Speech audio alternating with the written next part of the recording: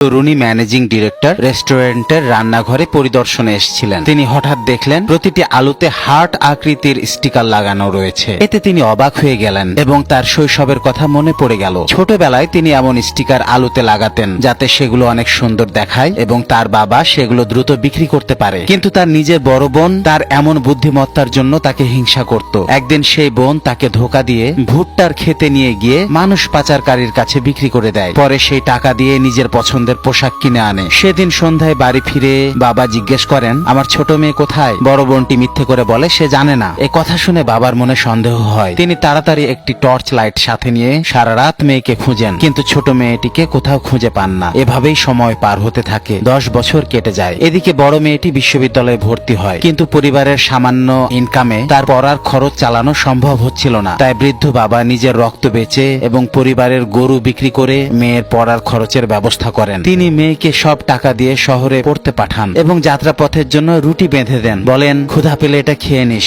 কিন্তু মেয়ে রুটি খেতে অস্বীকার করে, বাবাকে তুচ্ছ তাচ্ছিল্য করে। অসহায় বাবা শুধু বলেন, তুই মন দিয়ে পড়া চালিয়ে যাস মা, টাকার ব্যবস্থা আমি করব।